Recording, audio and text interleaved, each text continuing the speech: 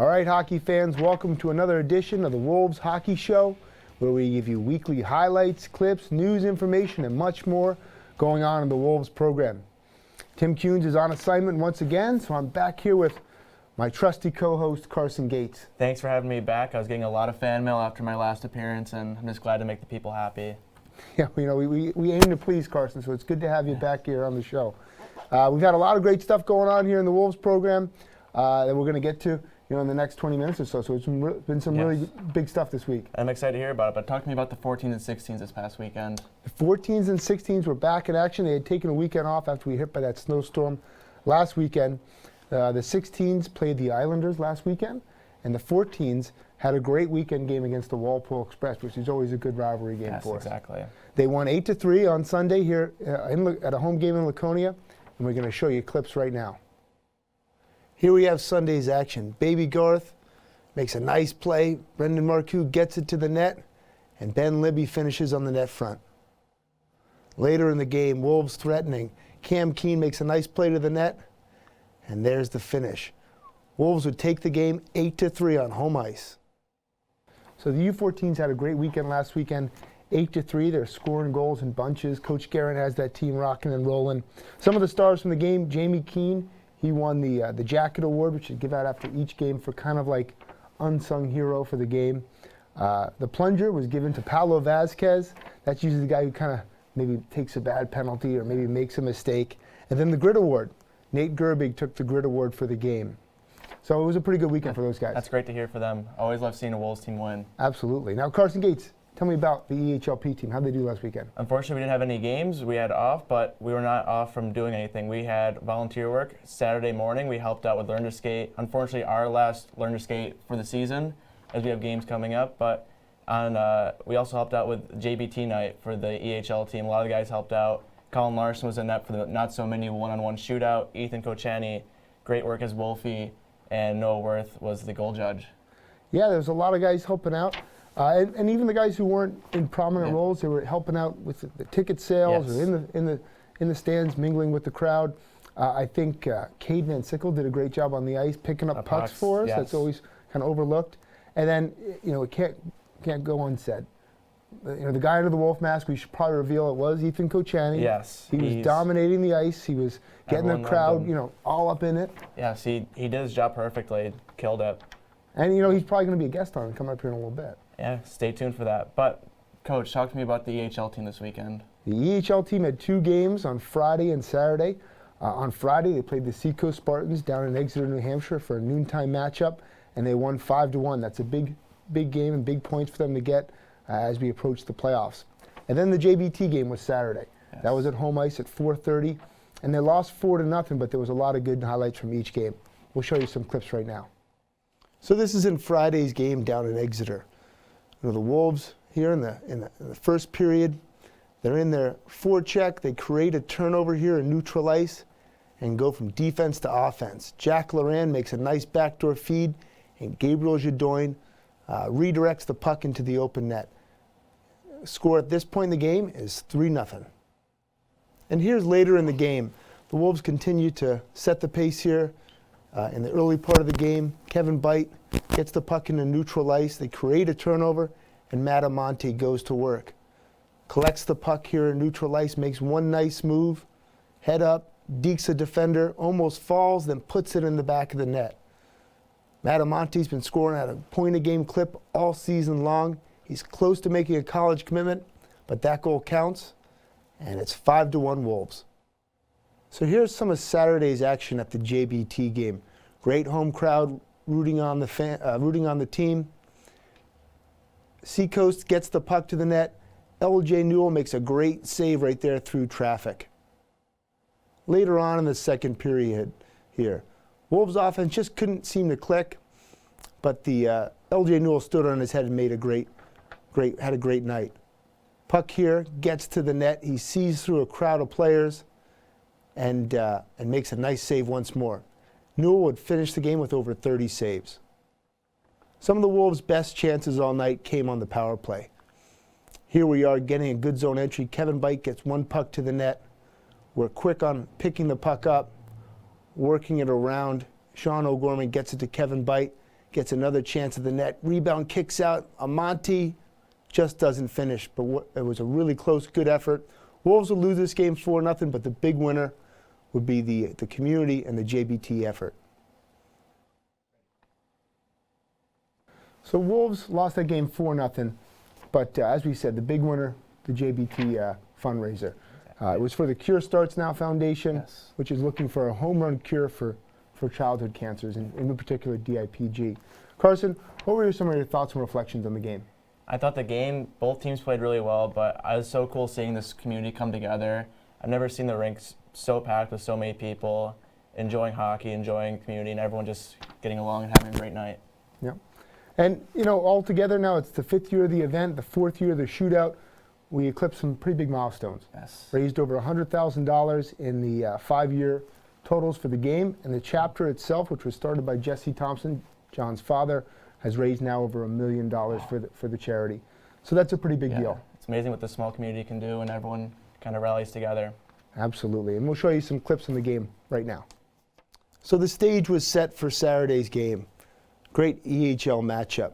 Jesse Thompson meeting with the guys before the game really makes an impact before they step on the ice. Puck drop. Wolves playing Seacoast. And here's the shootout. We got local heroes like Cody James, Jeff Darcy. This is Stevie Simino, all making their bids against Colin Larson. And here's our champion, Chad Barron. Local electrician, makes a nice move, gets it to the back of the net, and the crowd goes crazy. Here he is holding the JBT trophy. He is officially a legend, Chad Barron. So here's some of the fans. We had over 500 fans in the building. And here are our shooters. 9 shooters total, all combining their efforts, raising money for the great cause. Final tally for the night, we raised prior to the puck drop, $23,833. We collected another $2,000 at the gate, bringing our total over $25,000. All right, hockey fans, we have with us Ethan Kochani.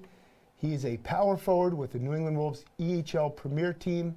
It's his first season of junior hockey. He's a 2001 year birth year from Cedar Rapids, Iowa. And just to let the cat out of the bag a little bit, he was the Wolf at the JBT game. Yes, Welcome on board, Ethan. Thank you. It's great to have myself. Now tell me, what is your hockey background? Tell us where you're from a little bit. Well, originally I was born in St. Cloud, Minnesota. Really, I got to thank my parents for getting me into this. My mom kind of just tossed me on the ice. And from there, started playing hockey in Minnesota. And finally moved to Iowa. Got into a Cedar Rapids program. And from there, just ball kept rolling, and now I'm here. Great, great. Well, this is your first season of junior hockey. You had come from playing out in high school in Cedar Rapids. Tell me what the difference and what the transition's been from your high school experience now to playing junior hockey. Well, from high school, it's a lot different. But from here, it's probably a lot quicker. Players a lot smarter. You got to really be on your toes and thinking a lot more. And you got to keep making sure you put a body on someone so they don't just go free. And because there's a lot of skill out here, you got to make sure you don't let guys go free. Yeah, yeah. Now, when we were in the recruiting process last spring and summer, you get a lot of options. There's a lot of leagues out in the Midwest. There's a lot of leagues in the northern part of the country. But you chose to come out here on the East Coast. What made you choose the Wolves program, and what are you looking to do in the future with your career goals? Well, I talked to a few Wolves players like Garth Wickham and everybody, and they kind of they set the plate for me. And did my little research on the EHL, and they put a lot of kids in college, so I was ready to get a new change of scenery from just cornfields in Iowa and come out here. So that's kind of really what set it off, and I've been told it's a great community, and I found out it's a great community. Everyone's behind each other, and that's how it all got started. Now, when you do go to college, what do you eventually want to get into? Eventually what I want to get into is sports management type of stuff and do a little bit more stuff in the sports world. Cool, cool. Now, you serve a unique function on the team. Early on in the season, we were kind of delegating responsibilities, so the leadership wasn't concentrated on just a few guys. We had a lot of guys on board, and you were chosen as the stretch master. So you got you're in the middle of the group, everybody's stretching around you. In your opinion, what goes into a good stretch, and what makes you a good stretch master? Well, what goes into a stretch is really hopefully everybody's happy, We all try to get a little bit loose and make sure guys don't get injured and just get a nice stretch in. And that's kind of it. We really just try to get loose so we don't have to get injured, and nobody's really been injured lately, so it's kind of the good part, and get everyone stretched out. Yeah, we have a couple injuries now, but they're not strains or pulls. They're more breaks which happen in the course of the game. Okay, now tell me about, you're from a great family out in Iowa. I got a chance to meet your mom and your family and all that kind of stuff when you were during the recruiting process. You have a new family out here. Yep. Everybody seems to talk. You got like 4 guys in that place. Tell me about your host family. Yeah, so right now I bill it with Kevin and Deb Denning. It's a great house to live in. They always make sure there's food on our tables, and we're always trying to make everything easy for us, from changing from houses like Florida, Archum, who's from Latvia, me from Iowa. I always try to make it like our own home, so it's great. Cool. Now, who do you actually have there? You have it's yourself. You said Jonah from Florida. Yep. Jonah, Evan, and Archum. We're all in the upstairs part of the house, and it's great. Everyone gets along really well. We all like to play NHL a lot, and it's great to get a nice little competition. And it's just great to have those guys in the house. They're great billet brothers, and couldn't ask for anybody better. Awesome. Now, the Debbings are really known for their cooking. What's your favorite meal at their house? My favorite meal, I'd probably have to go with chicken dive-in, which is it's chicken. It's kind of a creamy chicken with cheese and broccoli, and it's just amazing to have. Now, you said they also make, and you had a little bit of an issue with this. You said they're making dessert too much. Yeah, it's great. It's great to have dessert, But me personally, I'm always, if I'm up till past 10:30, usually it's because I'm hungry and I go downstairs and snack on some dessert. Nice. Well, Deb, make sure you're cutting back on that dessert. Now, goals for this season. The team started off a little bit slow. We've been playing really, really well recently, and your production has dramatically increased. Tell me what some of your goals are for the team and your goals personally. Well, my personal goals is really to hopefully just put my time in with the team and do my job. And my main goal is to hopefully get a point a game. And if I can, I just hope I can, and to get the guys rolling. A team goal, we all kind of have the same team goal, is to make it as far as we can and get to the championship. Awesome. We got a great group of guys to do it, and we think we can. Yeah. Well, hey, great having you aboard, Ethan. Hockey fans, you go to the rink, you're going to see this big guy on the ice, and he makes an impact every shift, and he's been getting better as the season goes on. So keep up the good work, Ethan. Thank you, Coach. Thanks for having us. So that was a great interview with Ethan Kochani. He's gotten better. It seemed like every game he's made a bigger an impact each game. And if you were to ask me going into the season, would he have 30 points so far? I probably would say, wow, that'd be great. Exactly. Because we didn't really expect it, but he's made a big impact. Yeah, not only on the ice, but off the ice, he's a fantastic guy. But, Coach, talk to me about the 14 and 16. What do they have coming up this weekend? Yep. Well, both teams are in action.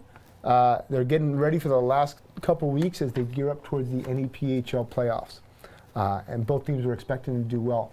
The 16s, though, are in the United 2-1 Hockey League playoffs, which come up in about 3 weeks. So looking to see some good results out of those guys. Yeah, excited to see what they do. Definitely. Now, Thursday we have a special event. We have our annual outdoor game. Tell me about that a little bit, Carson. Well, I have a little bit of breaking news first. The team's captains have been decided as Team DJ Schwanke versus Team Ryan Waring. And this game normally consists of, we go to the outdoor rink, we split into 2 teams, and we play outdoor hockey with the EHL and EHLP, and it's a great time. We have a championship, there's a trophy, big celebrations, and you want to be the winner. Absolutely. It's bragging rights all around. Yes, I still hear from DJ about last year, but. We bring out the throwback jerseys. Yes. We'll have Laconia Leafs jerseys, which is the prior junior franchise that exists in this town, and usually some older Wolves jerseys when they're up in Waterville. So it kind of makes like almost a throwback hockey feel, and they're competing for the Wolf Trophy, which we have up in the office. Exactly. Tune in next week to see the results from then. But, Coach, what about this weekend for the EHL and EHLP team? EHL and EHLP are traveling to Vermont. We have 4 games total over the span of 2 days. The EHLP will play first on Saturday, followed by the EHL on Saturday night. Then we'll get up after staying over in the hotel and doing all that stuff. We'll get up in the morning and we'll do it again. The P plays at 9 o'clock, and then the EHL will play around noon. Yeah, perfect. A big weekend for both teams. Yeah, and what do you expect to see out of the Vermont Lumberjacks? They're one of the top teams in the league in the EHL. They're EHLP is right around 500. But last time they were in Laconia, Yeah. we swept the whole thing. We took all 5 games. Yeah. What do you expect to see this weekend? Well, during that last time, all 5 games between both games were close. It could have gone either way. So it's not we're going to walk in there and walk away with all these points easily. Don't have to try. These games are going to be hard fought. They're a good skating team, physical, and we just got to keep up with them and play our brand of hockey. Yeah, and it's as we're getting closer to the playoffs, it's not always about whether you win or lose. It's about how you're playing. Exactly. And they kind of set the stage for the kind of the playoff push here. I know Vermont, like they've had a really nice run where they've knocked off some of the top teams like the Boston Junior Rangers. So it'll be a test. It'll be a good for weekend. sure. Yes, exactly. Now the big unveiling here. Yes. What are your Super Bowl predictions? We have the San Francisco 49ers matching up against the Kansas City Chiefs. Who do you got, Carson? I think it's hard to bet against the Kansas City Chiefs here, especially with that offense. They don't need 4 quarters to win a game. They only need a couple, and for that reason, it's hard to bet against them. What about you? My guess is that, or my prediction is I'm going to eat a lot of wings. Yeah. And I'm rooting for the Buffalo Bills. You can never bet against the Bills. Yep, I'm going to wear my Jim Kelly jersey. Yep. And I'm going to make my son wear an Eric Moulds jersey. Even better. And we're going to root for the Bills and see what happens. No one circles the wagon like the Buffalo Bills. That's right. Well, thanks for tuning in, hockey fans. We've had a great run of the season so far, yes. and we're looking for a great playoff push. Thank you. For more information on the Wolves hockey program, check out our website, www.ne-wolveshockey.com. Thanks for tuning in.